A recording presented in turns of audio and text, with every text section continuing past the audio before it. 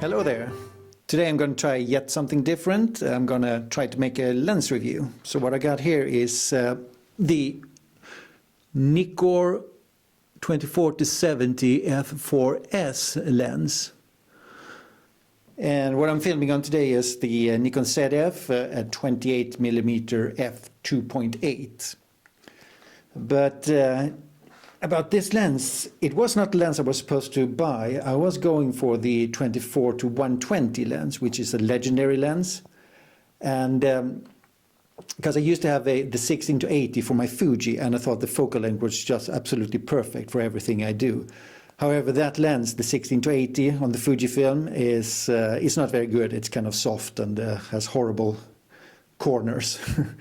But the one for Nikon, the 24-120, is supposed to be absolutely fantastic. So I went to my local photo dealer to pick one up.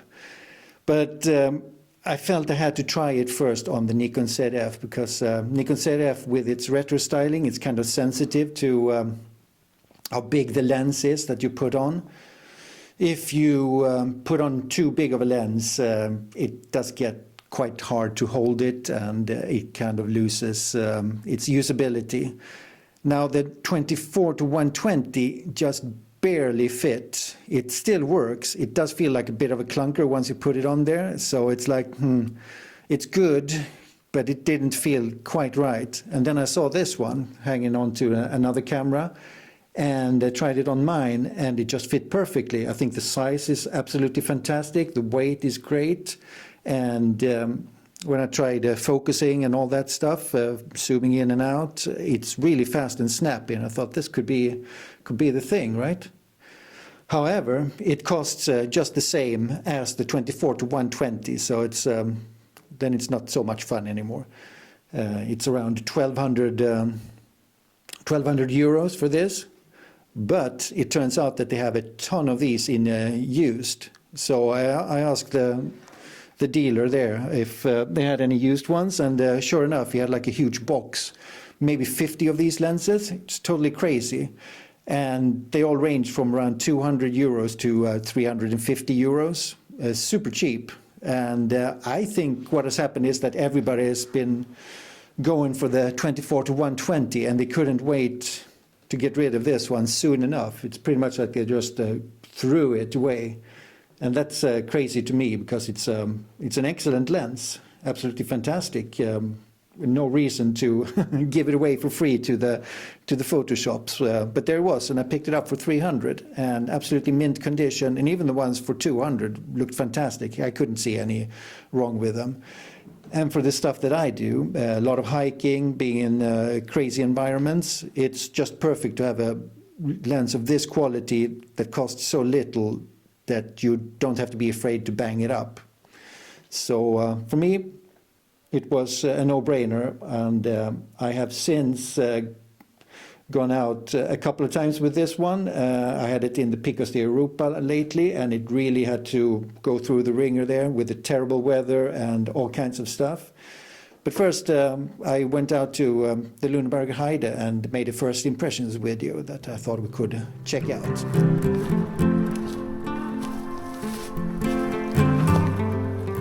I just picked up the 24-70 lens for my Nikon Zf, and I'm hoping it's gonna turn out to be a nice one. And so far I like it. It's quite enjoyable to shoot, and I don't think it looks too off on the Zf. The problem with the Zf is, of course, that the retro styling and the grip and everything doesn't allow for any lens to look fantastic on it, and so forth. But the 24-70, I think, is not too big. So it does have this thing that you have to turn it to get it into the normal mode. So this is shooting mode now, and then it extends quite a bit. But when you carry it around, looks pretty neat, I think. So I also tried the 24-120, and that one feels right on the edge. It's a little bit too big, perhaps. So just holding it like this with a small rig grip, it's actually not hard at all. It doesn't feel anything, and I think the grip you have on the ZF with the small rig grip, it's actually pretty good. I tried the Z6 III and the Z8 grip. To me, that's actually worse than this.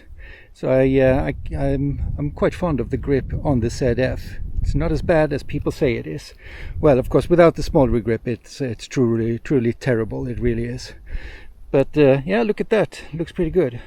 Today's shoot's going to be all about the 2040-70, what I think about it. So I'm just going to walk around here on this lovely Heide here. It's in peak bloom.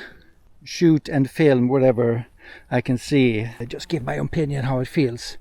Now the thing with the 2040-70, the reason I actually picked it up is because it's super cheap. You get this one second hand for like 300 euros, and that's amazingly cheap. It might not be worth 1,000, that's the retail price, but 300, it's a bargain. I don't think you can get a better lens for that kind of money than this.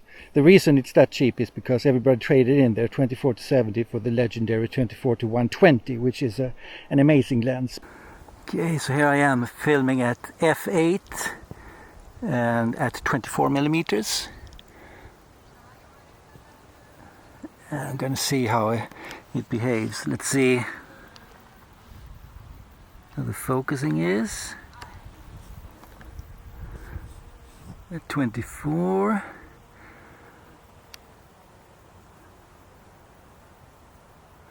All right. Now let's see. Do a fast zoom out there.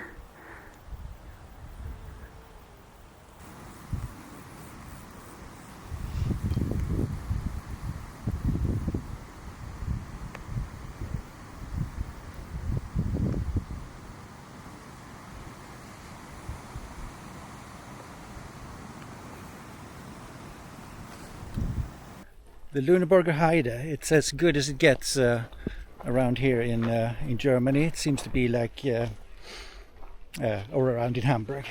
It seems to me it's going to be a great day. The sun is shining and it's still quite early.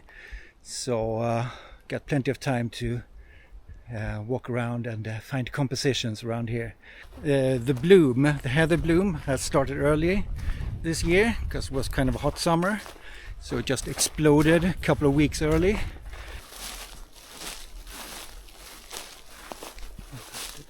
Gnarly little tree here. Now it's important not to step on the heather, so if you can find a way through or not, better not to try to trample on anything. It's kind of important. So this is as far as I go. Could maybe go out there, but I'm not going to be stomping through all of that. No matter how tempting it looks like, you just swim in the purple. Okay, so I'm doing some stab tests while walking. So this is with standard stabilization on, but without electronic stabilization. As you can see, it's kind of jerky and borderline usable, I would say unusable. This is stab with electronic also turned on. And you can see, though it's a bit smoother, it does suffer from some sudden jerks from left to right every now and then. And my conclusion is that it's not usable to walk and do any big movements with the stabilization. It's only for stills photography, my opinion. So I'm going to try hand holding this and walking at the same time. Focus seems to be okay.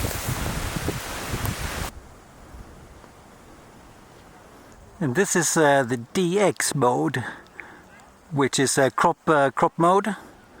So you get about 50% further in. And with that, I could also film technically in 50 or 60p. Otherwise, the limit is 30p. Focusing is really nice. It's super fast and super snappy, and it has no problems of finding the subject that you want to go to. It's absolutely 100%. Okay, let's take a look at some images. And I think it's excellent results throughout the whole range. From f4 to f16, it's absolutely amazing. And Even from 24 all the way to 70, it's usable all through the range. There's no range, or there's no combination that gives you bad results. For instance, if I was using the Fuji 18 to 55, there would be some combinations where you get too close and you use f2.8, where it becomes really ghostly and blurry. But there's nothing like that here. When it comes to bokeh, I think f4 is generally good enough to produce some nice bokeh. You don't always have to go down to 2.8 to create that really blurry background. So this is no exception here. F4 produces some really nice creamy bokeh balls, and I have nothing to complain about that. What I have noticed though is that if what you would call maybe like mid bokeh, it can get a little bit busy, and it's something to think about. So maybe either go for the extreme bokeh or a sharp back to front would produce the best results, I think. With all that said, I think the image quality, the build quality, and the video quality is all excellent. I can't really think of what I would want more from a lens of this kind. So it is 24 to 70, and I found most of the time it's the range I want.